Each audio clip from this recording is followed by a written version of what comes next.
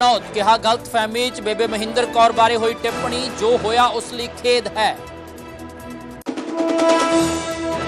कंगना रनौत वाले मामले हुण 24 नवंबर नूं होवेगी अगली पेशी। कंगना ने कोर्ट च दित्ती एप्लीकेशन, निजी पेशी तो मंगी छूट। बेबे महिंदर कौर दे वकील बोले निजी पेशी तो छूट दा करांगे विरोध। राष्ट्रपति द्रौपदी मुर्मू नूं मिले सीएम भगवंत मान। 350 साला शहीदी शताब्दी के प्रोग्राम च शामिल होने लई दिता सद्दा। पूरे महीने चलणगे सरकार दे समागम। शहीदी समागमां नूं लैके श्री आनंदपुर साहिब च बनाई जा रही टेंट सिटी। रोजाना 12,000 श्रद्धालुओं के रोकण की होवेगी व्यवस्था। जल्द ही ऑनलाइन बुकिंग करवा सकेगी संगत। थोड़ी देर चोण कमीशन की अहम प्रेस कॉन्फ्रेंस। देश भर च SIR का होगा ऐलान। पहले पड़ाव च 10 तो 15 सूबे हो सकते हैं शामिल। पंजाब कांग्रेस प्रधान राजा वड़िंग ने SIR नूं दस्सिया बीजेपी की चाल। कहा चोणां वाले सूबियां च इलैक्शन कमीशन बीजेपी लई करदा है होमवर्क। ऑर्गेनाइज्ड तरीके नाल कीती जा रही वोट चोरी। पंजाब यूनिवर्सिटी च शहीदी शताब्दी संबंधी सैमीनार की इजाजत ना देने ते विवाद जारी। SGPC प्रधान धामी ने जताया इतराज। बोले ये सिख विद्वानां दे विचारां नूं दबाउण दी कोशिश। सीएम नायब सैनी नूं मिले सतिंदर सरताज। मुख्यमंत्री नूं सुनाया हिंद दी चादर गीत। सैनी बोले गुरु साहिब दीआं सिੱਖਿਆਵਾਂ ते काम कर रही हरियाणा सरकार। अज देश भर च छठ पूजा दी रौनकां। नदियां ते दरियावां दे घाटां ते कीती जा रही पूजा। शाम नूं सूरज नूं दित्ता जावेगा अर्घ। हेडलाइंस के प्रायोजक मैक लाइफ मिल्क, एक वखरा स्वाद।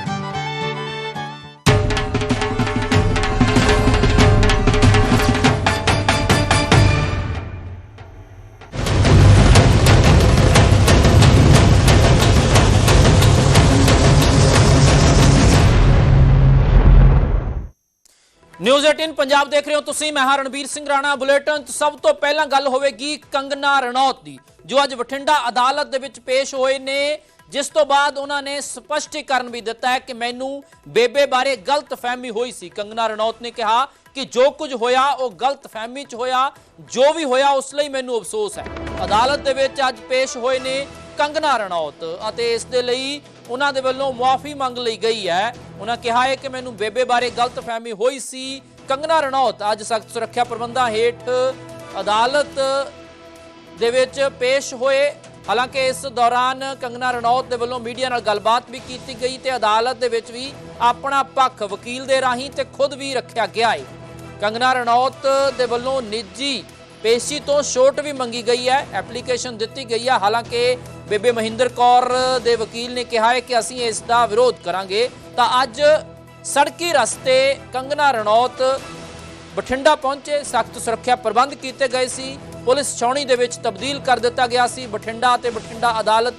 जिस तो बाद पेशी हुई, मीडिया नाल गलबात की कंगना रनौत ने। उन्हें कहा कि मैनू बेबे महिंदर कौर बारे गलत फहमी हुई सी। जो कुछ होया सब कुछ गलत फहमी च होया। उसने भी कहा कि जो भी होया उसके लिए मैनू अफसोस है। मेरी अजिही कोई मंशा नहीं सी, किसी व्यक्ति विशेष नूं लैके मैं टिप्पणी नहीं की। कंगना रनौत ने कहा कि मैं सुपने च भी नहीं सोचा सी कि अजिही कंट्रोवर्सी हो जाएगी, अजिहा विवाद हो जाएगा। कंगना रनौत ने कहा कि मेरे लिए हर माता सत्कारयोग है ਅਤੇ ਮਹਿੰਦਰ ਕੌਰ ਦੇ ਪਰਿਵਾਰ ਨੇ ਇਸ ਸੰਬੰਧੀ ਹਾਲੇ ਕੋਈ ਫੈਸਲਾ ਨਹੀਂ ਲਿਆ। ਵਕੀਲ ਦੇ ਵੱਲੋਂ ਇਹ ਜਾਣਕਾਰੀ ਦਿੱਤੀ ਗਈ ਹੈ। ਮਹਿੰਦਰ ਕੌਰ ਦੇ ਪਰਿਵਾਰ ਨੇ ਅਜੇ ਮੁਆਫੀ ਬਾਰੇ ਕੋਈ ਫੈਸਲਾ ਨਹੀਂ ਲਿਆ। ਦੂਜੇ ਪਾਸੇ ਕੰਗਨਾ ਰਣੌਤ ਦੇ ਵੱਲੋਂ ਨਿੱਜੀ ਪੇਸ਼ੀ ਤੋਂ ਛੋਟ ਮੰਗੀ ਗਈ ਹੈ ਤੇ ਹੁਣ ਇਸ ਮਾਮਲੇ ਦੀ ਅਗਲੀ ਸੁਣਵਾਈ 24 ਨਵੰਬਰ ਨੂੰ ਹੋਣੀ ਹੈ। ਤਾਰੀਖ ਤੈਅ ਕਰ ਦਿੱਤੀ ਗਈ ਹੈ। ਕੰਗਨਾ ਰਣੌਤ ਨੇ ਮਹਿੰਦਰ ਕੌਰ ਨੂੰ ਸ਼ਾਹੀਨ ਬਾਗ ਵਾਲੀ ਦਾਦੀ ਦੱਸਿਆ ਸੀ ਤੇ ਕਿਹਾ ਸੀ ਕਿ ਇਹ 100 ਰੁਪਏ 'ਚ ਦਿਹਾੜੀ ਤੇ ਪ੍ਰਦਰਸ਼ਨ ਕਰਨ ਵਾਲੀ है कह के संबोधन किया सी, रीट्वीट किया सी। ते 4 साल तो बाद अज कंगना रनौत बठिंडा अदालत दे विच पेश होए निजी तौर पर। हालांकि इस तो पहला उन्होंने राहत लैण की भी कोशिश की। हाई कोर्ट गए, सुप्रीम कोर्ट गए, केस नूं रद्द किया जाए पर रद्द नहीं होया केस। फिर उन्होंने कहा कि मैं वीडियो कॉन्फ्रेंसिंग राही पेश हो जाती हाँ, वह भी नहीं मन्निया गया। जिस तो बाद अज निजी तौर पर पेश होए ने ते मुआफ़ी मंग लई है। हालांकि हुण निर्भर करता है कि बेबे महिंदर कौर, उन्हों का परिवार, किसान जथेबंदियां इस ते की फैसला लैंदियां ने। आज सर मुझे बहुत अच्छा लग रहा है। जैसा आप देख सकते हैं कि यहाँ पर काफ़ी लोग भीड़ भी इकट्ठी हुई है मिलने के लिए, देखने के लिए फैंस की। और इसके साथ ही जो भी मिसअंडरस्टैंडिंग हुई है उनकी महेंद्र जी की फैमिली के साथ में मैंने माता जी के लिए भी संदेश दिया है उनके पति को कि किस तरह से जो है वो एक मिसअंडरस्टैंडिंग का शिकार है। और कभी भी मैं अपने सपने में भी नहीं सोच सकती हूँ कि इस तरह का जैसा इस कंट्रोवर्सी को बनाया गया है। कोई भी हर एक माता जो है मेरे लिए पंजाब की हो, हिमाचल की हो, पूजनीय है। और हर एक बहन जो है, बेटी जो है, उसके लिए मैं सब मुझे कितना प्यार करती है, सराहती है, उसके लिए मैं बहुत धन्यवादी हूँ। लगता गलती हुई है कंगना जी उस वक्त, चाहे जाने में हुई अनजाने में हुई, गलती हुई है? देखिए भैया, आप अगर केस को देखें अच्छे से तो मेरा तो ओरिजिनल उसमें कुछ वाक्य था भी नहीं। एक रीट्वीट था जिसे एज अ मीम जो है वो इस्तेमाल किया गया था, जो कि मैंने अंदर उनके पति जी से भी, महेंद्र जी के पति जी से भी ये बात के बारे में जो है वो डिस्कस किया कि चलिए अब जो पुरानी बात है वो है, लेकिन किसी भी व्यक्ति विशेष को लेकर उस मीम में भी बहुत सारी महिलाएं थी, किसी भी व्यक्ति विशेष को लेकर कोई भी टिप्पणी नहीं की गई है। एक जो है एक जहाँ पे इतने आंदोलन देश में हो रहे थे उसको लेकर एक जनरलाइज मीम पे किसी ने कमेंट किया था, तो उसको लेकर जो है वो बात हुई। लेकिन जो मिसअंडरस्टैंडिंग हुई है उसको लेकर हमने खेद जताया है। और माता जी को अगर कोई ठेस पहुंची है तो उससे बहुत ज्यादा। दादी को मिले आप आज? दादी से मिले, मुलाकात हुई दादी से? दादी जी नहीं आए थे, उनके पति जी आए थे, तो उनको मैंने ये संदेश दिया है जी। ये आई थिंक ये जो कंट्रोवर्सी है has been blown out of proportion. और मैंने जो है वो महेंद्र कौर जी के पति जी से भी बात की, और अगर माता जी को कोई ठेस लगी है तो लेकिन कोई भी टिप्पणी जो है लिए नहीं थी। अगर आप केस को अच्छे से स्टडी करें तो एक मीम के दौर पर कुछ माताओं का जो है वो फोटो लगाया गया था अलग अलग आंदोलनों को, जिस पे मैंने जो है कमेंट किया था। तो ये खैर ये कंट्रोवर्सी बनाई गई है लोगों को भड़काने के लिए और राजनीति में जो है वो एक हीन भावना पैदा करने के लिए, और खासकर पंजाब से जो है मेरा रिश्ता बिगाड़ने के लिए। तो आई थिंक ये इस बात में कोई संशय नहीं होना चाहिए कि मुझे जो है पंजाब की माताएं हो चाहे हिमाचल की, पंजाब की, उनके लिए मेरे दिल में क्या रिस्पेक्ट है और प्रेम है। तो यही बात मैंने आज इनको मैजिस्ट्रेट जी को भी कही है। ਅੱਗੇ ਵਧਦੇ ਹਾਂ ਤੇ ਪੂਰੇ ਦੇਸ਼ ਦੇ ਵਿੱਚ ਛਠ ਦੇ ਤਿਉਹਾਰ ਦੀਆਂ ਰੌਣਕਾਂ ਲੱਗੀਆਂ ਹੋਈਆਂ ਨੇ। ਵਿਸ਼ੇਸ਼ ਰੂਪ ਨਾਲ ਇਹ ਤਿਉਹਾਰ ਬਿਹਾਰ, ਝਾਰਖੰਡ ਅਤੇ ਪੂਰਬੀ ਉੱਤਰ ਪ੍ਰਦੇਸ਼ ਦਾ ਤਿਉਹਾਰ ਹੈ। ਪਰ ਮੌਜੂਦਾ ਸਮੇਂ 'ਚ ਪ੍ਰਵਾਸੀ ਭਾਈਚਾਰੇ ਦੇ ਲੋਕ ਵੱਖ-ਵੱਖ ਥਾਵਾਂ ਤੇ ਵਸੇ ਹੋਏ ਨੇ ਤੇ ਇਸ ਕਰਕੇ ਇਹ ਤਿਉਹਾਰ ਪੰਜਾਬ ਸਮੇਤ ਚੰਡੀਗੜ੍ਹ, ਹਰਿਆਣਾ ਵਿਖੇ ਵੀ ਵੱਡੇ ਪੱਧਰ ਤੇ ਮਨਾਇਆ ਜਾਂਦਾ ਹੈ। ਇਸ ਤਿਉਹਾਰ ਦੇ ਵਿੱਚ ਸੂਰਜ ਅਤੇ ਜਲ ਦੀ ਪੂਜਾ ਕੀਤੀ ਜਾਂਦੀ ਹੈ। 25 ਅਕਤੂਬਰ ਤੋਂ ਸ਼ੁਰੂ ਹੋਏ 4 ਦਿਨਾਂ ਦੇ ਇਸ ਤਿਉਹਾਰ ਦਾ ਅੱਜ ਤੀਜਾ ਦਿਨ ਹੈ ਤੇ ਇਸ ਦਿਨ ਲੋਕ ਡੁੱਬਦੇ ਸੂਰਜ ਨੂੰ ਅਰਗ ਦਿੰਦੇ ਨੇ। ਚੌਥੇ ਦਿਨ ਉੱਗਦੇ ਸੂਰਜ ਨੂੰ ਅਰਗ ਦਿੱਤਾ ਜਾਂਦਾ ਹੈ ਤੇ ਵਰਤ ਰੱਖ ਤੇ ਇਹ ਤਿਉਹਾਰ ਸੰਪੰਨ ਕਰਦੇ ਨੇ। ਆਪਣੇ ਬੱਚਿਆਂ ਦੀ ਲੰਮੀ ਉਮਰ ਲਈ ਛਠ ਪੂਜਾ ਕੀਤੀ ਜਾਂਦੀ ਹੈ। ਤਾਂ ਵੱਖ-ਵੱਖ ਥਾਵਾਂ ਦੀਆਂ ਤਸਵੀਰਾਂ ਅਸੀਂ ਤੁਹਾਨੂੰ ਦਿਖਾ ਰਹੇ ਹਾਂ। ਦੱਸ ਦਈਏ ਕਿ ਛਠ ਪੂਜਾ ਦਾ ਅੱਜ ਤੀਜਾ ਦਿਨ ਅਤੇ ਇਸ ਦਿਨ ਨੂੰ ਸਭ ਤੋਂ ਵੱਧ ਪਵਿੱਤਰ ਮੰਨਿਆ ਜਾਂਦਾ ਹੈ। ਇਸੇ ਦਿਨ ਸ਼ਾਮ ਨੂੰ ਜਦੋਂ ਸੂਰਿਆ ਅਸਤ ਹੋਏਗਾ, ਜਦੋਂ ਸਨਸੈਟ ਹੋਏਗਾ, ਉਦੋਂ ਅਰਗ ਦਿੱਤਾ ਜਾਵੇਗਾ। ਡੁੱਬਦੇ ਸੂਰਜ ਨੂੰ ਅਰਗ ਦੇਣ ਦੀ ਪਰੰਪਰਾ ਨਿਭਾਈ ਜਾਂਦੀ ਹੈ ਅਤੇ ਇਹ ਭਗਤੀ, ਆਸਥਾ ਅਤੇ ਸਮਰਪਣ ਦਾ ਪ੍ਰਤੀਕ ਹੈ। ਇਸ ਦਿਨ ਜਿਹੜੀਆਂ ਮਹਿਲਾਵਾਂ ਨੇ ਉਹ ਵਰਤ ਰੱਖਦੀਆਂ ਨੇ ਅਤੇ ਸ਼ਾਮ ਨੂੰ ਅਸਤ ਹੁੰਦੇ ਸੂਰਜ ਨੂੰ ਅਰਗ ਦੇ ਕੇ ਸੂਰਿਆ ਦੇਵ ਅਤੇ ਛਠੀ ਮਈਆ ਤੋਂ ਆਸ਼ੀਰਵਾਦ ਲੈਂਦੀਆਂ ਨੇ। ਤਾਂ ਇਹ ਤਿਉਹਾਰ ਮਨਾਇਆ ਜਾ ਰਿਹਾ। ਤਸਵੀਰਾਂ ਵੱਖ-ਵੱਖ ਥਾਵਾਂ ਦੀਆਂ, ਨਦੀਆਂ ਦੇ ਕੰਢੇ ਤੇ ਇਹ ਪੂਜਾ ਹੋ ਰਹੀ ਹੈ ਕਿਉਂਕਿ ਅਰਗ ਦਿੱਤਾ ਜਾਣਾ ਹੈ ਡੁੱਬਦੇ ਸੂਰਜ ਨੂੰ। ਜਿਵੇਂ ਹੀ ਅੱਜ ਜਿਹੜਾ ਸੂਰਜ ਡੁੱਬੇਗਾ ਜਿਸ ਵੇਲੇ ਤੇ ਉਸ ਵੇਲੇ ਇਹ ਸੂਰਜ ਨੂੰ ਅਰਗ ਦਿੱਤਾ ਜਾਣਾ ਹੈ। ਵੱਡੇ ਪੱਧਰ ਤੇ ਤਿਉਹਾਰ ਮਨਾਇਆ ਜਾ ਰਿਹਾ ਹੈ। ਪ੍ਰਵਾਸੀ ਭਾਈਚਾਰੇ ਦੇ ਵੱਲੋਂ ਬਿਹਾਰ, ਉੱਤਰੀ ਯੂਪੀ ਦੇ ਖਾਸ ਕਰਕੇ ਲੋਕ ਇਸ ਤਿਉਹਾਰ ਨੂੰ ਵੱਡੇ ਪੱਧਰ ਤੇ ਮਨਾਉਂਦੇ ਨੇ।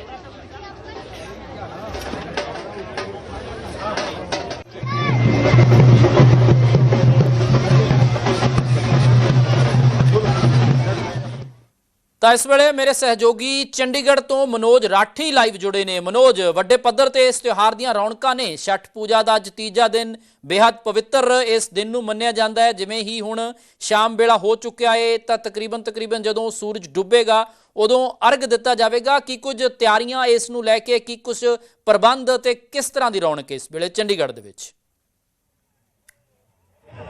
ਦੇਖੋ ਬਿਲਕੁਲ ਰਣਬੀਰ ਜੀ ਅਸੀਂ ਗੱਲ ਕਰ ਲਈਏ ਕਿ ਅੱਜ ਜਿਹੜਾ ਹੈਗਾ ਬਹੁਤ ਜ਼ਿਆਦਾ ਰੌਣਕਾਂ ਦੇਖਣ ਨੂੰ ਮਿਲ ਰਹੀ ਹੈ ਔਰ ਚੰਡੀਗੜ੍ਹ ਦਾ ਸੈਕਟਰ 42 ਲੇਕ ਅਸੀਂ ਮੌਜੂਦ ਹੈ ਔਰ ਸਵੇਰ ਤੋਂ ਹੀ ਇਹ ਤਿਆਰੀਆਂ ਜਿਹੜੀਆਂ ਉਹ ਕੀਤੀ ਜਾ ਰਹੀ ਸੀ ਔਰ ਤਸਵੀਰਾਂ ਤੁਸੀਂ ਵੇਖੋ ਕਿ ਬਹੁਤ ਜ਼ਿਆਦਾ ਜਿਹੜੀ ਭੀੜ ਹੈ ਲੋਕਾਂ ਦੀ ਭਗਤਾਂ ਦੀ ਕਿਉਂਕਿ ਸਾਲ ਦਾ ਇੱਕ ਤਿਉਹਾਰ ਹੁੰਦਾ ਹੈ ਔਰ ਸੂਰਜ ਪੂਜਨ ਦੇ ਨਾਲ ਛਠ ਮਈਆ ਦੀ ਪੂਜਾ ਕੀਤੀ ਜਾਂਦੀ ਹੈ ਔਰ ਤੁਸੀਂ ਤਸਵੀਰਾਂ ਦੇਖੋ ਕਿ ਬਹੁਤ ਸੰਖਿਆ ਦੇ ਵਿੱਚ ਇੱਥੇ ਲੋਕ ਜਿਹੜੇ ਨੇ ਉਹ ਪਹੁੰਚੇ ਨੇ ਆਪਣੇ ਪਰਿਵਾਰ ਦੇ ਨਾਲ ਜਿਨ੍ਹਾਂ ਨੇ ਵੀ ਵਰਤ ਰੱਖਾ ਹੈ ਜਿਹੜੀ ਮਹਿਲਾਵਾਂ ਨੇ ਉਹਨਾਂ ਵੱਲੋਂ ਪੂਰਾ ਪੂਜਾ ਅਰਚਨਾ ਕੀਤੀ ਜਾ ਰਹੀ ਹੈ ਔਰ ਅੱਜ ਸ਼ਾਮ ਦਾ ਮੇਨ ਦਿਨ ਹੈ ਤੇ ਤਸਵੀਰਾਂ ਵੀ ਤੁਸੀਂ ਨਾਲ ਦੇ ਨਾਲ ਦੇਖੋ ਕਿ ਬਹੁਤ ਜ਼ਿਆਦਾ ਜਿਹੜੀ ਭੀੜ ਹੈ ਉੱਥੇ ਪੂਰਾ ਆ ਕੇ ਆਪਣੇ ਪਰਿਵਾਰ ਦੇ ਨਾਲ ਇੱਥੇ ਪੂਜਾ ਅਰਚਨਾ ਜਿਹੜੀ ਹੈ ਸੂਰਜ ਦੇਵਤਾ ਨੂੰ ਅਰਗ ਦਿੰਦੇ ਨਜ਼ਰ ਆ ਰਹੇ ਨੇ। ਇਹ ਤਸਵੀਰਾਂ ਖਾਸ ਤੌਰ ਤੇ ਜਿਹੜੀ ਮਹਿਲਾਵਾਂ ਨੇ ਕਿਸ ਤਰ੍ਹਾਂ ਦੀ ਪੂਜਾ ਅਰਚਨਾ ਕੀਤੀ ਜਾਂਦੀ ਹੈ ਸੂਰਜ ਨੂੰ ਅਰਗ ਦਿੱਤਾ ਜਾਂਦਾ ਹੈ ਔਰ ਜਿਹੜੇ ਵੀ ਪ੍ਰਸ਼ਾਦ ਚੜਾਇਆ ਜਾਂਦਾ ਇੱਕ ਪੂਰੀ ਪਰੰਪਰਾ ਦੇ ਨਾਲ ਔਰ ਕਾਫੀ ਸਾਲਾਂ ਤੋਂ ਜੀ ਅਸੀਂ ਗੱਲ ਕਰ ਲਈਏ ਕਈ ਸਾਲਾਂ ਤੋਂ ਇਹ ਛਠ ਪੂਜਾ ਨੂੰ ਲੈ ਕੇ ਤਿਆਰੀਆਂ ਜਿਹੜੀਆਂ ਕੀਤੀ ਜਾਂਦੀ ਹੈ ਜਿੱਦਾਂ ਦੀਵਾਲੀ ਹੁੰਦੀ ਹੈ ਦੀਵਾਲੀ ਦੀ ਜਿਹੜੀ ਐਕਸਾਈਟਮੈਂਟ ਹੁੰਦੀ ਹੈ ਇਸੇ ਤਰ੍ਹਾਂ ਛਠ ਪੂਜਾ ਦੀ ਜਿਹੜੀ ਐਕਸਾਈਟਮੈਂਟ ਹੈ ਉਹ ਜ਼ਰੂਰ ਦੇਖਣ ਨੂੰ ਮਿਲਦੀ ਔਰ ਖਾਸ ਤੌਰ ਤੇ ਚੰਡੀਗੜ੍ਹ ਦਾ ਇਹ 42 ਲੇਕ ਹੈ ਜਿੱਥੇ ਇਹ ਛਠ ਪੂਜਾ ਕੀਤੀ ਜਾਂਦੀ ਹੈ ਔਰ ਅੱਜ ਔਰ ਕੱਲ ਦਾ ਕਿਉਂਕਿ ਅੱਜ ਜਿਹੜਾ ਫਾਸਟ ਜਿਨ੍ਹਾਂ ਨੇ ਰੱਖਿਆ ਹੈ ਵਰਤ ਰੱਖਾ ਹੈ ਜਿਹੜੀ ਮਹਿਲਾਵਾਂ ਨੇ ਕਿਉਂਕਿ ਇਸ ਤੋਂ ਪਹਿਲਾਂ ਹੀ ਤਿਆਰੀਆਂ ਜਿਹੜੀਆਂ 2 ਮਹੀਨੇ ਪਹਿਲਾਂ ਹੀ ਇਹ ਤਿਆਰੀਆਂ ਜਿਹੜੀਆਂ ਉਹ ਕੀਤੀ ਜਾਂਦੀਆਂ ਪੁਲਿਸ ਪ੍ਰਸ਼ਾਸਨ ਵੱਲੋਂ ਵੀ ਪੁਖਤਾ ਅਰੇਂਜਮੈਂਟਸ ਕੀਤੇ ਜਾਂਦੇ ਨੇ ਔਰ ਇਹਦੇ ਨਾਲ ਸਾਰਾ ਜਿਹੜਾ ਅਰੇਂਜਮੈਂਟਸ ਕਰਨ ਤੋਂ ਬਾਅਦ ਇਸ ਪੂਰੇ ਏਰੀਆ ਨੂੰ ਲਾਅ ਐਂਡ ਆਰਡਰ ਦੇ ਨਾਲ ਵੀ ਦੇਖਿਆ ਜਾਂਦਾ ਹੈ ਔਰ ਤਸਵੀਰਾਂ ਤੁਸੀਂ ਵੇਖੋ ਅਸੀਂ ਕੋਸ਼ਿਸ਼ ਵੀ ਕਰਾਂਗੇ ਜਿਹੜੇ ਇੱਥੇ ਦੇ ਜਿਹੜੇ ਲੋਕ ਨੇ ਉਹਨਾਂ ਨਾਲ ਅਸੀਂ ਗੱਲਬਾਤ ਕਰਨ ਦੀ क्योंकि किस तरह का महत्व है भाई साहब आज छठ पूजा है क्या महत्व क्या है इसको ये बताइए आपका इसमें बहुत त्योहार है सर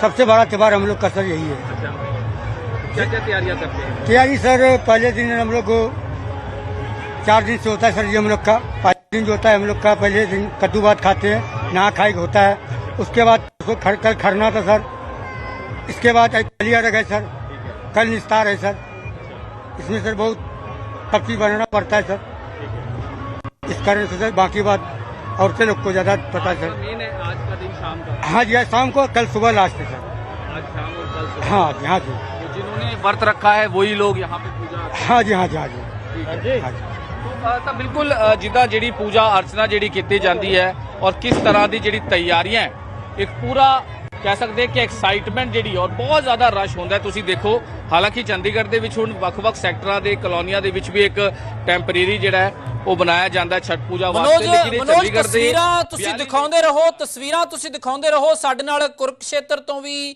ਗੁਰੂਗ੍ਰਾਮ ਤੋਂ ਲੁਧਿਆਣਾ ਤੋਂ ਵੱਖ-ਵੱਖ ਥਾਵਾਂ ਤੋਂ ਸਾਰੇ ਸਹਿਯੋਗੀ ਇਸ ਵੇਲੇ ਜੁੜੇ ਹੋਏ ਨੇ ਤਾਂ ਇਹ ਤਸਵੀਰਾਂ ਤੁਹਾਨੂੰ ਅਸੀਂ ਦਿਖਾਵਾਂਗੇ ਇਸ ਵੇਲੇ ਚੰਡੀਗੜ੍ਹ ਕੁਰੂਕਸ਼ੇਤਰ ਗੁਰੂਗ੍ਰਾਮ ਅਤੇ ਲੁਧਿਆਣਾ ਤੋਂ ਤੁਸੀਂ ਲਾਈਵ ਦੇਖ ਰਹੇ ਹੋ ਇਸ ਵੇਲੇ ਅਸੀਂ ਕੁਰੂਕਸ਼ੇਤਰ ਦਾ ਰੁਖ ਕਰਾਂਗੇ ਕੁਰੂਕਸ਼ੇਤਰ ਤੋਂ ਅਸ਼ੋਕ ਯਾਦਵ ਮੇਰੇ ਸਹਿਯੋਗੀ ਲਾਈਵ ਜੁੜੇ ਨੇ ਅਸ਼ੋਕ ਜਿਸ ਢੰਗ ਦੇ ਨਾਲ ਅੱਜ ਛਠ ਪੂਜਾ ਤੇ ਬਹੁਤ ਪਵਿੱਤਰ ਤਿਉਹਾਰ ਇਸ ਨੂੰ ਮੰਨਿਆ ਜਾਂਦਾ ਵੱਡੇ ਪੱਧਰ ਤੇ ਇਸ ਤਿਉਹਾਰ ਨੂੰ ਮਨਾਇਆ ਜਾ ਰਿਹਾ ਹੈ ਤਾਂ ਇਸ ਵੇਲੇ ਕੁਰੂਕਸ਼ੇਤਰ ਦੇ ਵਿੱਚ ਕਿਸ ਤਰ੍ਹਾਂ ਦੀਆਂ ਰੌਣਕਾਂ ਨੇ ਕਿੰਨੀ ਵੱਡੀ ਪੱਧਰ ਤੇ ਲੋਕ ਇੱਥੇ ਪਹੁੰਚੇ ਨੇ ਛਠ ਪੂਜਾ ਦੇ ਲਈ देखिए 4 दिन तक चलने वाला पर्व है ये छठ पर्व और लगातार यहाँ पर श्रद्धालु पहुंच रहे हैं। मैं मौजूद हूँ कुरुक्षेत्र का जो विश्व विख्यात ब्रह्म सरोवर है मेरे सहयोगी आपको दिखा रहे हैं कि ये ब्रह्म सरोवर है और इस समय जल के अंदर यानी कि ये ब्रह्म सरोवर का जो जल है उसके अंदर श्रद्धालु खड़े हैं और पूजा कर रहे हैं। भगवान सूर्य की अर्घ देंगे और उसके बाद कल सुबह उगते हुए सूर्य भगवान को अर्घ दिया जाएगा। तो कहीं ना कहीं लगातार ये श्रद्धालु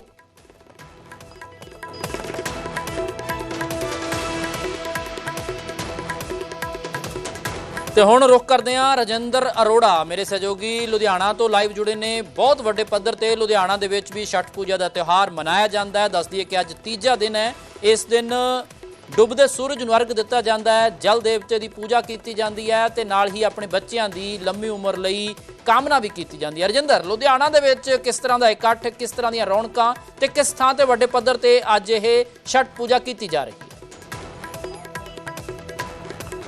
जी बिल्कुल रणवीर दस दी कि लुधियाना दे विच भी छठ पूजा दा त्योहार बड़े उत्साह दे नाल मनाया जांदा तां खासकर 4 दिन का यह पर्व हुंदा तां इस नूं लैके ਜਿਹੜੇ ਪ੍ਰਵਾਂਚਲ ਭਾਈਚਾਰੇ ਦੇ ਲੋਕ ਨੇ ਉਹਨਾਂ 'ਚ ਕਾਫੀ ਐਕਸਾਈਟਮੈਂਟ ਰਹਿੰਦੀ ਆ ਤਾਂ ਕਿਹਾ ਜਾ ਸਕਦਾ ਕਿ ਅੱਜ ਸੂਰਜ ਦੇਵਤਾ ਨੂੰ ਅਰਗ ਦਿੱਤਾ ਜਾਵੇਗਾ ਔਰ ਇਸ ਤੋਂ ਬਾਅਦ ਕੱਲ ਸੂਰਜ ਦੇਵਤਾ ਨੂੰ ਅਰਗ ਦੇਣ ਤੋਂ ਬਾਅਦ ਜਿਹੜੇ ਵਰਤ ਰੱਖੇ ਹੁੰਦੇ ਨੇ ਉਹ ਕਿਤੇ ਨਾ ਕਿਤੇ ਖੋਲੇ ਜਾਣਗੇ। ਤਾਂ ਇਹ ਤਸਵੀਰ ਦਿਖਾ ਦਈਏ ਲੁਧਿਆਣਾ ਦੇ ਗੈਸਪੁਰਾ ਇਲਾਕੇ ਦੀ ਤਸਵੀਰ ਹੈ। ਤਾਂ ਖਾਸ ਕਰ ਮਹਿਲਾਵਾਂ ਹੋਣ, ਬੱਚੇ ਹੋਣ, ਬਜ਼ੁਰਗ ਹੋਣ ਤਾਂ ਆਪਣੇ ਪਰਿਵਾਰ ਸਮੇਤ ਜਿਹੜੇ ਨੇ ਇੱਥੇ ਪਹੁੰਚੇ ਹੋਏ ਨੇ। ਤੇ ਇੱਥੇ ਖਾਸ ਕਰ ਜਿਹੜਾ ਇਹ ਕਿਹਾ ਜਾ ਸਕਦਾ ਕਿ ਇੱਥੇ अर्घ देने ਦੇ ਲਈ ਜਿਹੜੇ ਦੇਖਿਆ ਜਾ ਸਕਦਾ ਕਿ ਇੱਕ ਛੋਟੇ ਛੋਟੇ ਇੱਥੇ ਨਦੀਆਂ ਬਣਾਈਆਂ ਗਈਆਂ ਨੇ ताकि ਇਸ ਦੇ ਵਿੱਚ ਔਰ ਇਸ ਦੇ ਨਾਲ ਅਗਰ ਗੱਲ ਕਰੀਏ ਤਾਂ ਇਹ ਬੇਦੀਆਂ ਜਿਹੜੀਆਂ ਨੇ ਬਣਾਈਆਂ ਗਈਆਂ ਨੇ ਇੱਥੇ ਜਿਹੜੀ ਪੂਜਾ ਅਰਚਨਾ ਉਹ ਕੀਤੀ ਜਾਂਦੀ ਹੈ।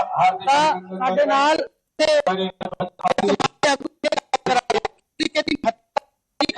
अगर गल करिए ਤਾਂ ਵੱਡੇ ਪੱਧਰ ਤੇ ਇਸ਼ਤਿਹਾਰ ਬਣਾਇਆ ਜਾਂਦਾ ਹੈ। देखो महत्ता इस तरह की है, श्री गुरु गोबिंद सिंह जी धरती बोध गया श्री बुद्ध की धरती तो त्योहार चलिया ਤੇ ਜਿਹੜਾ ਇਹ ਤਿਹਾਰ ਚੱਲਿਆ ਇਹਦੀ ਮਾਨਤਾ ਇੰਨੀ ਕੀ ਹੈ ਕਿ ਜਿਸ ਪਰਿਵਾਰ ਦੇ ਵਿੱਚ ਕੋਈ ਸੰਤਾਨ ਨਾ ਹੋਵੇ ਇਹ ਜਿਹੜਾ 4 ਦਿਨ ਦਾ ਵਰਤ ਹੁੰਦਾ ਭੁੱਖੇ ਪਿਆਸੇ ਰਹਿ ਕੇ ਸੱਚੀ ਸ਼ਰਧਾ ਨਾਲ ਉਹ ਵਰਤ ਕਰਦੇ ਆ ਤੇ ਇਸ ਵਰਤ ਨਾਲ ਕਈ ਪਰਿਵਾਰਾਂ ਨੂੰ ਕਿਸੇ ਵੀ ਧਰਮ ਤੋਂ ਹੋਵੇ ਕਿਸੇ ਵੀ ਜਾਤ ਤੋਂ ਹੋਵੇ ਉਹਨਾਂ ਨੂੰ ਲਾਭ ਮਿਲਿਆ। ਸੋ ਇਸ ਵਰਤ ਦੀ ਇਹ ਮਹੱਤਤਾ ਹੈ ਕਿ ਛਠੀ ਮਈਆ ਦਾ ਦਿੱਤਾ ਹੋਇਆ ਆਸ਼ੀਰਵਾਦ ਜਿਹੜਾ ਕਿ ਪ੍ਰਸਾਦ ਦੇ ਰੂਪ 'ਚ ਪ੍ਰਾਪਤ ਹੁੰਦਾ ਹੈ ਜੀ। ਤਾਂ ਹੋਰ ਵੀ ਇੱਥੇ ਆਗੂ ਨੇ ਭਾਜਪਾ ਤੋਂ ਵੀ ਇੱਥੇ ਵੱਡੇ ਪੱਧਰ ਤੇ ਮਨਾਇਆ ਜਾਂਦਾ ਜੀ ਤਿਉਹਾਰ ਛਠ ਪੂਜਾ ਦਾ। ਤੁਸੀਂ ਵਿਸ਼ੇਸ਼ ਕਰ ਪਹੁੰਚੋ, ਕਿਹਾ ਜਾ ਰਿਹਾ ਕਿ ਜਿਹੜੀ ਜ਼ਮੀਨ ਹੈ ਉਹ ਵੀ ਤੁਹਾਡੇ ਜਿਹੜੇ ਹੈਗੇ ਨੇ ਸਾਥੀ ਹੈਗੇ ਨੇ ਉਹਨਾਂ ਨੇ ਇੱਥੇ ਦਾਨ ਕਰ ਦਿੱਤੀ ਹੈ ਜਗ੍ਹਾ। देखो साडे निर्मल सिंह SS जी, राजेश मिश्रा जी, बलवंत कांति जी ने प्रोग्राम बहुत वधिया जिहड़ा अज 10वां प्रोग्राम हो रहा सारिਆਂ ਨੂੰ ਵਧਾਈ ਦੇਣਾ ਚਾਹੁੰਦੇ छठ महापुरब दी ਜਿਹੜੀਆਂ ਵਧਾਈਆਂ ਜਿਹੜੀਆਂ ਸਾਡੀ ਮਾਤਾ जी ਸਾਰੇ ਦੀ ਸੰਗਤ ਦੇ ਆਸ਼ੀਰਵਾਦ ਬਣਾ ਕੇ ਰੱਖੇ ਔਰ ਜਿਹੜਾ ਇਹ ਸਮਾਗਮ ਇਸੇ ਤਰੀਕੇ ਨਾਲ ਚੱਲਦਾ ਰਹੇ। ਦੇਖਾਂਗੇ ਤਾਂ ਹੋਰ ਵੀ ਅਸੀਂ ਮਹਿਲਾਵਾਂ ਨਾਲ ਵੀ ਗੱਲਬਾਤ ਕਰਾਂਗੇ ਆਖਿਰ ਕਿਉਂਕਿ ਐਕਸਾइटमेंट जरूर रहती है। ਤਾਂ ਦੇਖਿਆ ਜਾ ਸਕਦਾ आज व्रत के लिए आए हो जी, पूजा अर्चना की जा रही है। क्या महत्वता रहती है? आप परिवार के साथ पहुंचे हो, क्या महत्वता रहती है इस वर्त? बहुत है सर हमारे लिए तो हम इसको मतलब अपनी मतलब इतना भेदभाव से हम लोग करते हैं इसको हम अपने मतलब बहुत कुछ आगे रखते हैं इस चीज को। हम हमारे मतलब जो हमारी कल्चर है वहाँ बहुत महत्व है इस चीज का। बस ठीक है। 4 दिन का व्रत होता है? हाँ जी। आज सूर्य देवता को अर्घ दिया जा रहा है? हाँ जी हाँ जी। ਤਾਂ ਬਿਲਕੁਲ ਮਹਿਲਾਵਾਂ ਵੀ ਦੇਖਿਆ ਜਾ ਸਕਦਾ ਹੈ ਕਿ ਪੂਜਾ ਅਰਚਨਾ ਜ਼ਰੂਰ ਕਰਦੀਆਂ ਹੋਈ ਨਜ਼ਰ ਆ ਰਹੀਆਂ ਨੇ। ਦੂਸਰੇ ਪਾਸੇ ਇੱਧਰ ਵੀ ਤਸਵੀਰਾਂ ਦੇ ਵਿੱਚ ਵੀ ਵੇਖਿਆ ਜਾ ਸਕਦਾ ਹੈ ਕਿ ਖਾਸ ਕਰ ਜਿਹੜੀਆਂ ਮਹਿਲਾਵਾਂ ਦੇ ਨਾਲ ਨਾਲ ਬੱਚੇ ਆ ਵੀ ਆਪਣੇ ਮਾਪਿਆਂ ਦੇ ਨਾਲ ਜਿਹੜੇ ਇੱਥੇ ਉਹ ਪੂਜਾ ਅਰਚਨਾ ਜ਼ਰੂਰ ਕਰਦੇ ਹੋਏ ਨਜ਼ਰ ਆ ਰਹੇ ਨੇ ਕਿਉਂਕਿ ਛਠ ਮਈਆ ਦਾ ਤਿਹਾਰ ਜਿਹੜਾ ਦੇਸ਼ ਭਰ ਦੇ ਵਿੱਚ ਬਿਲਕੁਲ ਰਜਿੰਦਰ ਤਸਵੀਰਾਂ ਤੁਸੀਂ ਦਿਖਾਉਂਦੇ ਰਹੋ। ਮੇਰੇ ਸਹਿਯੋਗੀ ਗੁਰੂਗ੍ਰਾਮ ਤੋਂ ਵੀ ਜੁੜੇ ਹੋਏ ਨੇ, ਗੁਰੂਗ੍ਰਾਮ ਤੋਂ ਧਰਮਵੀਰ ਸ਼ਰਮਾ ਦਾ ਵੀ ਰੁਖ ਕਰਾਂਗੇ, ਕੁਰੂਕਸ਼ੇਤਰ ਤੋਂ ਵੀ ਤਸਵੀਰਾਂ ਵੱਖ-ਵੱਖ ਥਾਵਾਂ ਤੋਂ, ਚੰਡੀਗੜ੍ਹ ਮਨੋਜ ਰਾਠੀ ਜੁੜੇ। ਤਾਂ ਇਸ ਵੇਲੇ ਲੁਧਿਆਣਾ ਦੀਆਂ ਤਸਵੀਰਾਂ ਰਜਿੰਦਰ ਅਰੋੜਾ ਮੇਰੇ ਸਹਿਯੋਗੀ ਦਿਖਾ ਰਹੇ ਨੇ। ਰਜਿੰਦਰ, ਕੀ ਕੁਝ ਕਹਿਣਾ ਹੈ ਔਰਤਾਂ ਦਾ ਕਿਉਂਕਿ ਸਭ ਤੋਂ ਪਵਿੱਤਰ ਤਿਉਹਾਰ ਤੇ ਸਭ ਤੋਂ ਵੱਡਾ ਤਿਉਹਾਰ ਇਸ ਨੂੰ ਮੰਨਿਆ ਜਾਂਦਾ ਹੈ ਖਾਸ ਕਰ ਪੂਰਵਾਂਚਲ ਭਾਈਚਾਰੇ ਦੇ ਵਿੱਚ। देखो बिल्कुल रणवीर ਅਸੀਂ ਹੋਰ ਵੀ ਮਹਿਲਾਵਾਂ ਨਾਲ ਗੱਲਬਾਤ ਕਰਨ ਦੀ ਕੋਸ਼ਿਸ਼ ਕਰਾਂਗੇ ਕਿਉਂਕਿ ਆਮ ਤੌਰ ਤੇ ਇਸ ਤਿਹਾਰ ਨੂੰ ਵੱਡੇ ਪੱਧਰ ਤੇ ਕਿਉਂਕਿ ਲੁਧਿਆਣਾ ਦੇ ਵਿੱਚ ਵੱਡੀ ਤਾਦਾਦ ਦੇ ਵਿੱਚ ਪੂਰਵਾਂਚਲ ਭਾਈਚਾਰੇ ਦੇ ਲੋਕ ਰਹਿੰਦੇ ਨੇ। क्या नाम है जी आपका? शोभा देवी। अच्छा, छठ मैया का त्योहार मना रहे हो? हाँ जी हाँ जी, छठ मैया का त्योहार मना रहे हो। कितने समय से मना रहे हो? 3 दिन से मना रहा हूँ, 3 दिन से। अच्छा, क्या मान्यता क्या रहती है? खासकर महिलाएं कहती हैं कि जो मन्नत मांगी जाए उसको पूरी कर देती मैया। हाँ हाँ, सब छठी मैया पूरी करती है। बेटा से लेके भतार से लेके धन से लेके जन तक लेके नैहर से लेके सासुर तक लेके सबके बनैले रहती है। ਤਾਂ ਬਿਲਕੁਲ ਇਹ ਵੀ ਇੱਕ ਤਸਵੀਰ ਦੇਖਿਆ ਜਾ ਸਕਦਾ ਹੈ ਕਿ ਜਿਹੜਾ ਅਰਗ ਦੇਣ ਦੇ ਲਈ ਪਹਿਲਾਂ ਤੋਂ ਹੀ ਜਿਹੜੇ ਆ ਇੱਥੇ ਮਹਿਲਾਵਾਂ ਜਿਹੜੀਆਂ ਨੇ ਅੰਦਰ ਪਾਣੀ ਦੇ ਵਿੱਚ ਖੜੀਆਂ ਹੋਈਆਂ ਨਜ਼ਰ ਆ ਰਹੀਆਂ ਨੇ।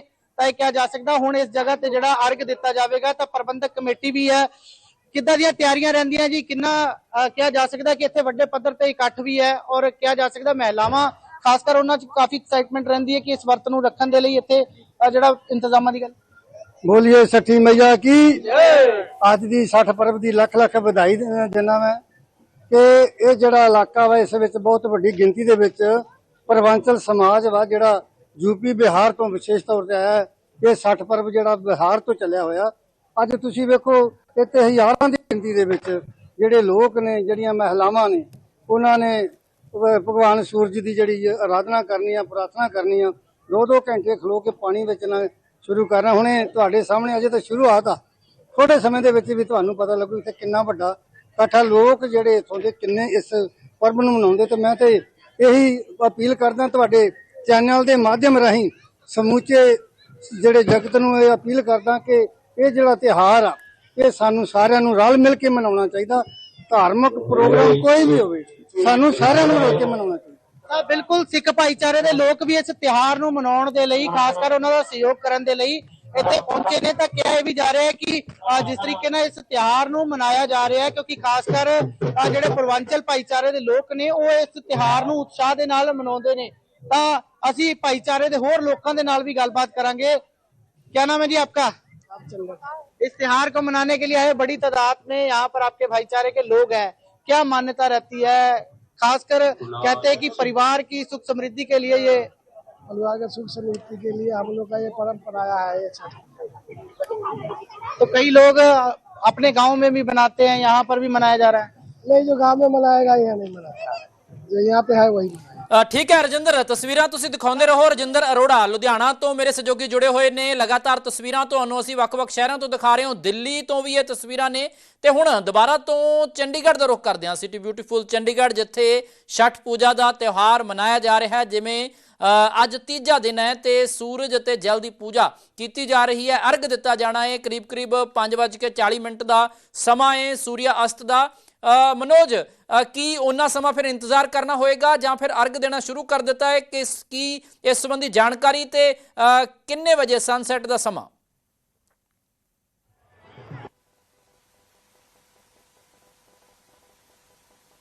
रणवीर, क्योंकि यहाँ बहुत ज्यादा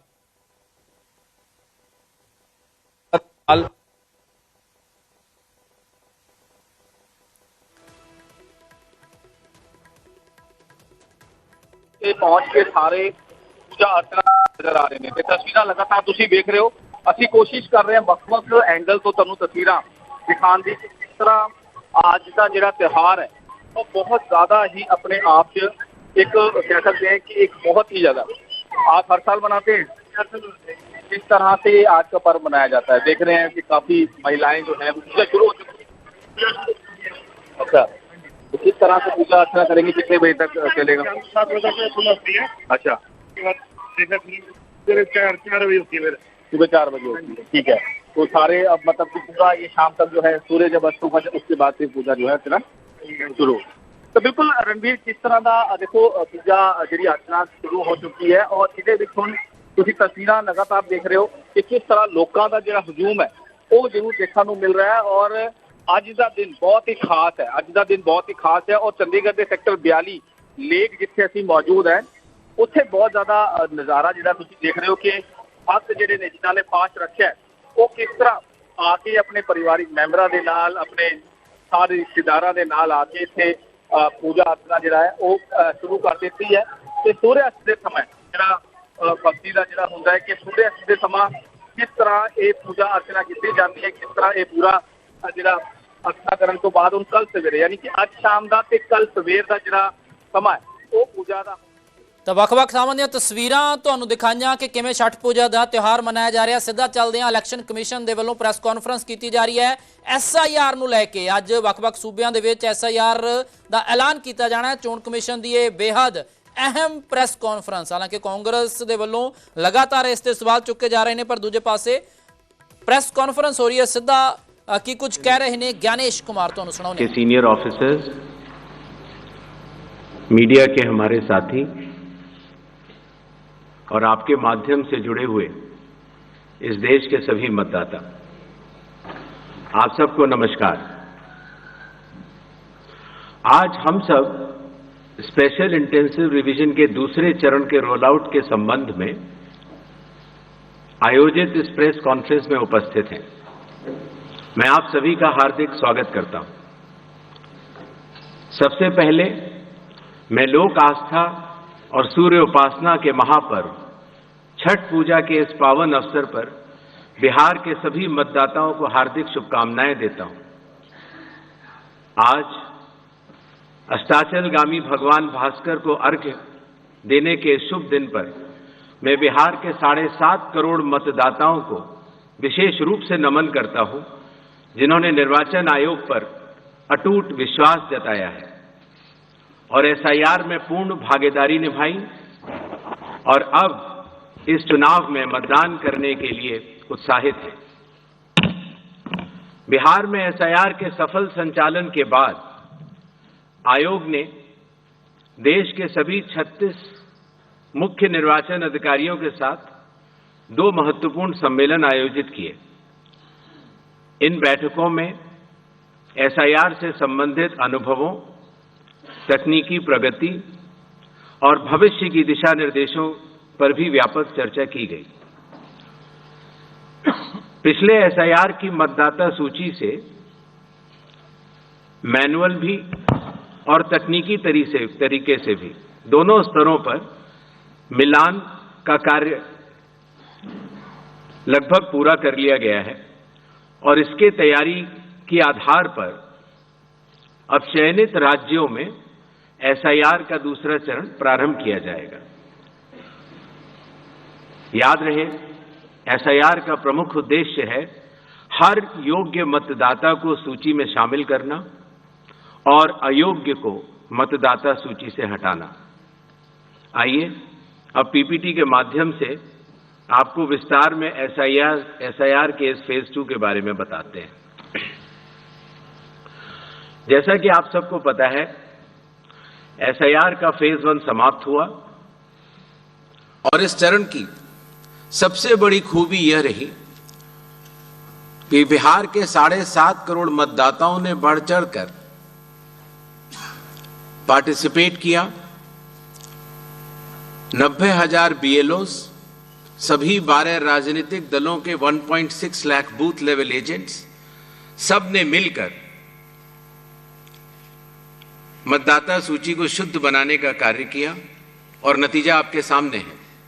0 अपील्स, अर्थात बिहार की मतदाता सूची अधिकतम शुद्ध मानी जाएगी। अब फेज 2 12 राज्यों में या संघ शासित प्रदेशों में आरंभ होने वाला है। नेक्स्ट।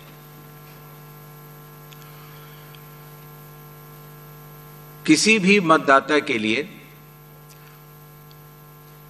जो उसकी अर्हताएं हैं वो संविधान के अनुच्छेद 326 में लिखी गई हैं, अर्थात भारत का नागरिक होना, कम से कम आयु 18 वर्ष की होना, उस विधानसभा क्षेत्र का सामान्य निवासी होना और किसी अन्य कानून से उसको डिस्क्वालीफाई न किया गया हो।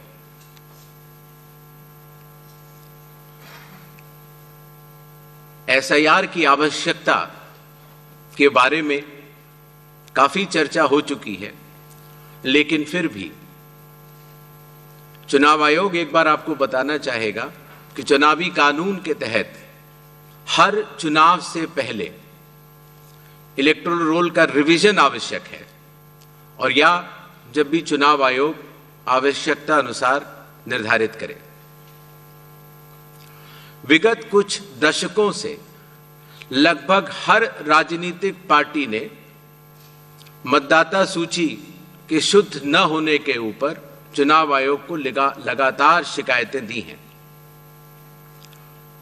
पहले सन 1951 से लेकर 2004 तक लगभग 8 बार स्पेशल इंटेंसिव रिवीजन इस देश में चुनाव आयोग ने कराया है और आखिरी इंटेंसिव रिवीजन लगभग 21 साल पहले 2002 से लेकर 2004 की मियाद में पूरा किया गया था।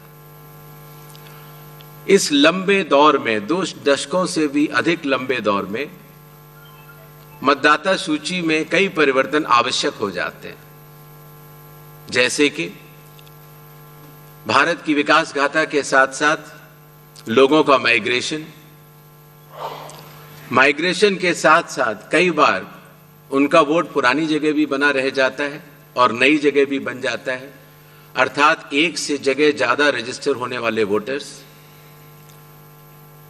कई बार किसी की डेथ होने के बाद भी उसका नाम न हटाया जाना या गलती से किसी भी विदेशी नागरिक का नाम मतदाता सूची में आ जाना, इन चारों कारणों की वजह से चुनाव आयोग ने निर्णय लिया कि पूरे देश में चरणबद्ध तरीके से एसआईआर कराया जाए और इसकी पहली कड़ी बिहार आपके सामने समाप्त भी हो चुकी है और बड़े सफलतापूर्वक लोगों ने चुनाव आयोग पर विश्वास भी जताया है।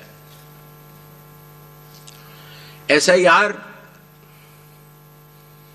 करते समय एक बहुत बड़ी संख्या में चुनावी कर्मी चुनाव आयोग के साथ कंधे से कंधा मिलाकर काम करते हैं। आपको पता होगा कि लगभग हर 1000 वोटर के ऊपर एक पोलिंग स्टेशन औसत तौर पर हो जाता है। हर पोलिंग स्टेशन पर एक सरकारी कर्मचारी बूथ लेवल ऑफिसर के तौर पर कार्य करता है।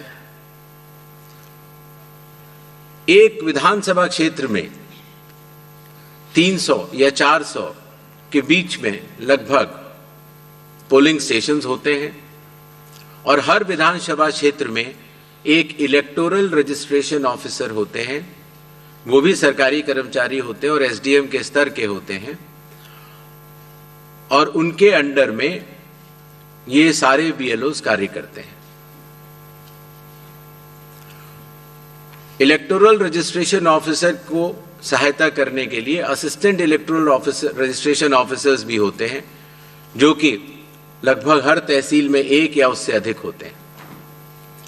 ईआरओ एक सब डिविजनल मजिस्ट्रेट के लेवल का अधिकारी होता है, जिसकी कानूनी जिम्मेदारी होती है कि वो मतदाता सूची ड्राफ्ट तैयार करे, जनमानस से मिले हुए क्लेम्स एंड ऑब्जेक्शंस को रिसीव करे और उनके ऊपर एक निर्णय ले और उसके बाद एक फाइनल मतदाता सूची प्रकाशित करे। ईआरओ के इस निर्णय के बाद अर्थात फाइनल मतदाता सूची प्रकाशित करने के बाद अगर किसी भी सिटीजन ऑफ इंडिया को उस विधानसभा क्षेत्र में रहने वाले किसी भी मतदाता को अगर कोई भी अपील करनी हो तो वो उस जिले के जिला अधिकारी के पास कर सकता है और अगर वह जिलाधिकारी के निर्णय से भी असंतुष्ट हो तो उस राज्य के चीफ इलेक्टोरल ऑफिसर के पास अपनी सेकंड अपील दायर कर सकता है। यह मैं इसलिए आपको बता रहा हूं कि बिहार में सभी राजनीतिक दलों के साथ मिलकर जब एसआईआर हुआ उसके बाद जो जिला मजिस्ट्रेट्स के पास अपील आई 38 जिलों में वह 0 थी, अर्थात ईआरओ और इलेक्टर्स ने मिलकर और बूथ लेवल एजेंट्स ने मिलकर बहुत ही अच्छा काम किया।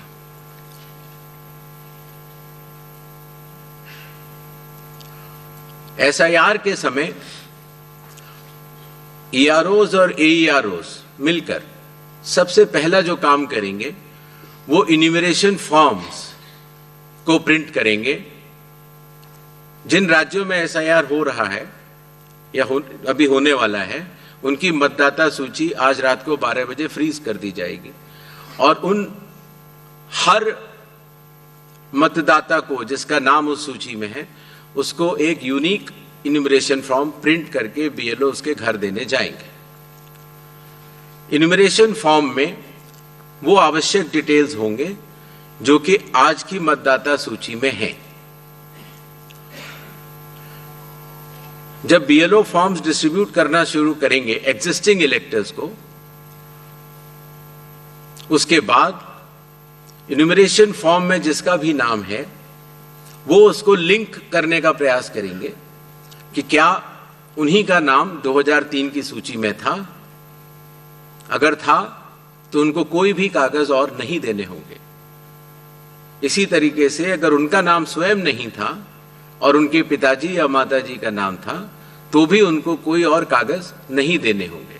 तो ये लिंकिंग और मैचिंग बिहार जब हमने एसआईआर किया था तो सिर्फ बिहार की अवेलेबल थी और आज पूरे देश की 2002 से 4 में हुए SIR की मतदाता सूची जो लिंक दिया गया है voters.eci.gov.in पर कोई भी देख सकता है और इस मैचिंग को स्वयं भी कर सकता है। BLOs booth level officers SIR की प्रमुख कड़ी होते हैं। जब वो घर जाते हैं तो कई बार ऐसा भी हो सकता है कि किसी और व्यक्ति की उम्र उस घर में 18 साल के ऊपर की हो गई हो, तो हाथ की हाथ उसी समय वो उनका फॉर्म 6 भी भरवा लेंगे और डिक्लेरेशन भी ले लेंगे और उसकी मैचिंग और लिंकिंग भी पुराने SIR से कर लेंगे। कई बार हमारे मतदाता अगर पढ़ने या लिखने में उनको दिक्कत है तो बूथ लेवल ऑफिसर उनको इन्यूमरेशन फॉर्म भरने में मदद भी करेगा और मदद करने के बाद इस तरह के सारे इन्यूमरेशन फॉर्म्स मैचिंग और लिंकिंग करने के बाद वो ERO और AERO को जमा करेगा। कई बार एक बार जब बूथ लेवल ऑफिसर घर जाता है तो या तो कुछ मतदाता अवेलेबल नहीं होते या कहीं गए होते हैं और या उनको मैचिंग या लिंकिंग करने में कोई समय लग रहा हो, तो ऐसे केस में बूथ लेवल ऑफिसर्स दूसरी बार भी जाएंगे और तीसरी बार भी जाएंगे। 3 बार हर BLO हर घर जाएगा। जो प्रवासी लोगों की समस्या को हटाने के लिए जो राज्य से कुछ समय के लिए बाहर गए हुए हैं लेकिन वहीं के सामान्यतः रहने वाले हैं, वो ऑनलाइन भी भर सकते हैं और खास तौर से कई बार अर्बन वोटर्स को, क्योंकि उनके दिन के समय ही ऑफिस आवर्स रहते हैं, तो वो भी ऑनलाइन भर सकते हैं। बूथ लेवल ऑफिसर का यह भी कार्य होगा कि जब वो इन्यूमरेशन फॉर्म देता है तो इन्यूमरेशन फॉर्म दस्तखत करके मतदाता को वापस भी करना होता है। तो अगर मतदाता की मृत्यु हो चुकी हो या वो स्थायी रूप से प्रवास कर चुका हो या वो एक से जगह ज्यादा रजिस्टर हो गया हो तो वो उस जगह दस्तखत नहीं कर पाएगा और ऐसे लोगों की शिनाख्त करना भी BLO की जिम्मेदारी है। एक बात मैं फिर कहना चाहता हूं कि जो मतगणना वो इन्यूमरेशन फॉर्म की जो फेज होगी उसमें किसी भी व्यक्ति से किसी और कागज की आवश्यकता नहीं होगी, बस उन्हें अपनी मैचिंग या लिंकिंग दिखानी होगी कि 2003 में किसके साथ है। नेक्स्ट, सारे फॉर्म्स मिलने के बाद ERO और AERO ड्राफ्ट सूची प्रकाशित करेंगे।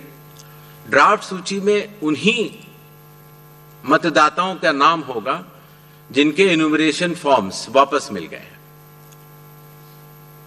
जिन मतदाताओं की मैचिंग या लिंकिंग नहीं हो पा रही है, 2003 में कहां थे, 2003 में आपके माता पिता भी नहीं थे या कोई भी नहीं था, ऐसे लोगों को भले ही उनका इन्यूमरेशन फॉर्म मिल गया हो लेकिन नोटिस जारी करेगा ERO और AERO और नोटिस जारी करने के बाद फिर वो उनकी एलिजिबिलिटी डिसाइड करेगा इंक्लूड करने के लिए या एक्सक्लूड करने के लिए बेस्ड ऑन इंडिकेटिव डॉक्यूमेंट्स, जो मैं आगे बताऊंगा।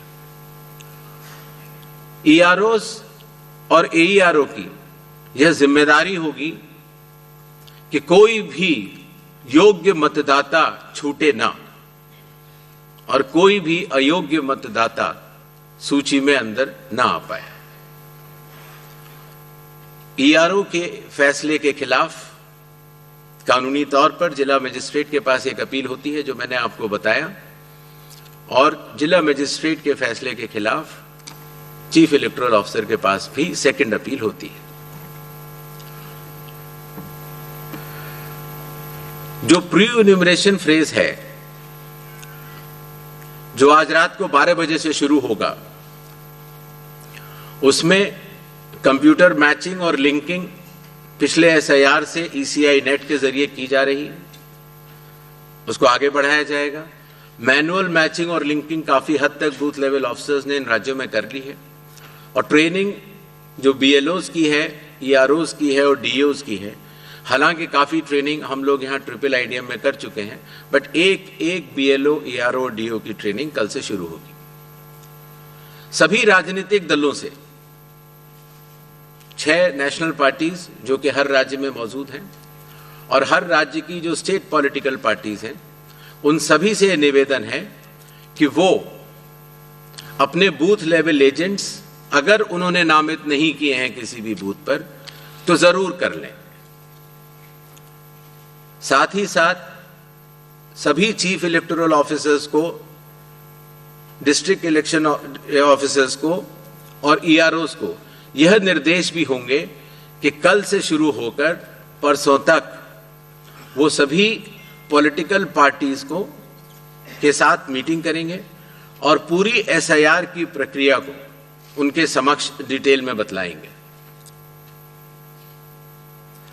जहां तक बूथ लेवल एजेंट्स का सवाल है हर पॉलिटिकल पार्टी के, जैसा कि बिहार में था, हर बूथ लेवल एजेंट एक दिन में 50 इन्यूमरेशन फॉर्म्स जो साइंड हो इलेक्टर्स के वो कलेक्ट भी कर सकता है, उसके ऊपर अपना सर्टिफिकेशन दे सकता है और बूथ लेवल ऑफिसर्स को भी दे सकता है।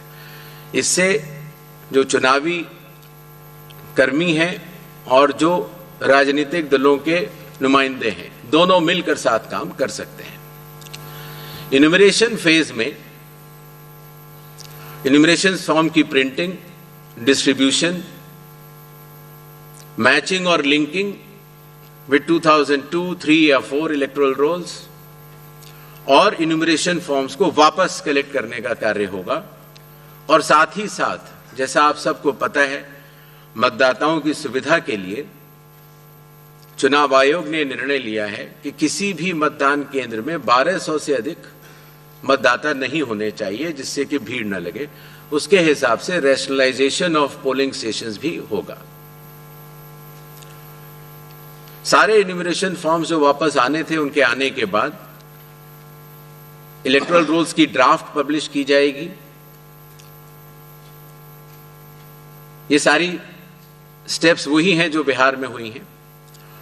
और उसी के साथ साथ चूंकि इन्यूमरेशन फॉर्म लेते समय ये पता लग जाता है कि ये व्यक्ति एब्सेंट हैं या शिफ्टेड हैं या डेथ हैं या डेड हैं या उनके डुप्लीकेट वोट्स बने हुए हैं, उन सब की लिस्टें बिहार में भी वो सभी BLA से भी शेयर की गई थी। पंचायत या पब्लिक ऑफिसेज के नोटिस बोर्ड पर भी लगाई जाएंगी और CEO के वेबसाइट पर भी अवेलेबल होंगी, जिससे कि कोई भी व्यक्ति एपिक नंबर लगा के देख सकता है कि उसका, जैसे पिताजी का नाम अगर उसकी मृत्यु हो गई है तो वहीं पर है कि नहीं। ड्राफ्ट सूची पब्लिश होने के बाद जिन लोगों की मैचिंग या लिंकिंग 2003 या 2 या 4 से नहीं हो पाई है, उनको ERO नोटिस जारी करेंगे। नोटिस के बाद हियरिंग होगी और हियरिंग में जो भी इंडिकेटिव डॉक्यूमेंट्स हैं उनको चेकिंग किया जाएगा और ERO ये भी उनसे पूछेगा कि 2003 में आप कहां थे या आपके माताजी पिताजी कहां थे, जिससे अगर लिंकिंग नहीं भी हो पाई है तो वो भी कर पाए। साथ ही साथ क्लेम्स एंड ऑब्जेक्शंस का पीरियड भी शुरू हो जाता है। तो किसी व्यक्ति का, योग्य व्यक्ति का अगर नाम छूट गया है तो अपना क्लेम तारीख वो जमा कर सकता है इंक्लूजन के लिए, फॉर्म 6 भर सकता है डिक्लेरेशन के साथ, या ऑब्जेक्शंस भी दे सकता है फॉर्म 7 में, या कई बार उसके नाम में अगर गलती हो या किसी और एंट्री में अगर गलती हो तो फॉर्मेट भी दे सकता है। तो ये क्लेम्स एंड ऑब्जेक्शन